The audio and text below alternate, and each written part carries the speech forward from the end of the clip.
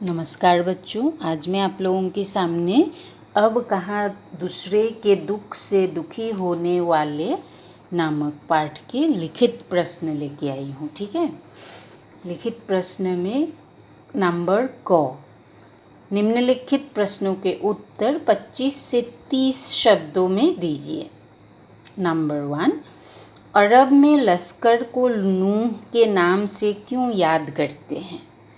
अब देखो उत्तर है, अरब में लश्कर को नूह के नाम से इसलिए याद करते थे क्योंकि वे हमेशा दूसरों के दुख में दुखी रहते थे। नूह को पैगंबर या ईश्वर का दूत भी कहा जाता है।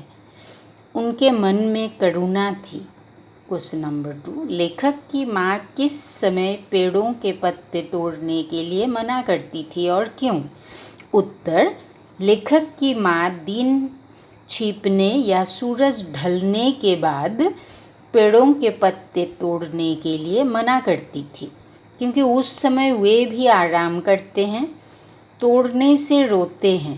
रात को फूल तोड़ने से वे श्राप देते हैं, मतलब श्राप मतलब अभिशाप। नंबर 3, प्रकृति में आए असंतुलन का क्या परिणाम हुआ? उत्तर, प्रकृति में आए असंतुलन का परिणाम भूकंप, अधिक गर्मी, वक्त बेवक्त की बारिश, अतिवृष्टि, साइक्लोन आदि है। प्रकृति में आए असंतुलन के कारण लोगों को अनेक बीमारियां भी होने लगी है। नंबर 4, लेखक की माँ ने पूरे दिन रोज़ा क्यों रखा? उत्तर, लेखक के घर पर एक कबूतर का घोंसला था जिसमें 2 अंडे थे। एक अंडा बिल्ली ने झपट कर तोड़ दिया। दूसरा अंडा बचाने के लिए माँ उतारने लगी तो गिरकर टूट गया।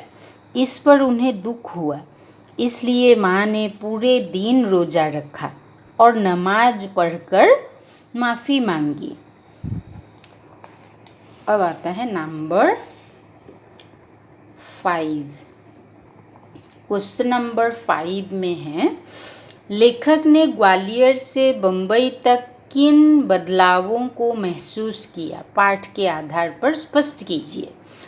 उत्तर, लेखक पहले ग्वालियर में रहते थे, बाद में वे बम्बई के वर्सोवा में रहने लगे।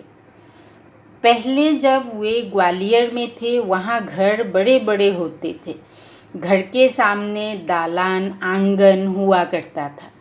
वहाँ चिड़िया घोंसला बनाते थे तो ध्यान रखा जाता था। पर अब घर डिब्बे जैसे हो गए हैं। सब लोग अलग अलग रहने लगे हैं। इमारतें ही इमारतें हैं, लेकिन पशु पक्षियों के लिए जगह नहीं है। उन्हें भगा दिया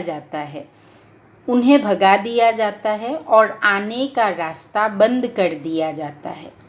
पहले लोग एक ही घर में मिलकर रहते थे, एक दूसरे का दुख समझते थे, पर अब कोई किसी का दुख नहीं समझते। इस तरह का बदलाव लेखक को महसूस हुआ। नंबर 6, डेरा डालने से आप क्या समझते हैं? स्पष्ट कीजिए। डेरा डालने का अर्थ है कुछ समय के लिए रहना। बड़ी बड़ी इमारतें बनने के कारण पक्षियों को घोंसले बनाने की जगह नहीं मिल रही है, इसलिए वे इमारतों में ही डेरा डालने लगे हैं, पर वहाँ से भी उन्हें भगाया जाता है। आने का रास्ता बंद कर दिया जाता है। नंबर 7, शेख अयाज के पिता अपने बाजू पर काला च्योंटा रेंगता देख भोजन छोड़कर क्यों उठ खड़े हुए? शेख अयाज के पिता अपने बाजू पर काला च्योंटा रेंगता देख भोजन छोड़कर उठ खड़े हुए क्योंकि उनके अनुसार उन्होंने एक घर वाले को बेघर किया है। उस बेघर को वे उसके घर अर्थात कुएं पर छोड़ने जा रहे थे। वे किसी का भी घर तोड़ना या किसी को भी अपने घर से बेघर करना नहीं चाहते थे। ठीक है, इसके बाद नंबर ख है, वो दूसरी वीडियो में आप लोगों को दूंगी।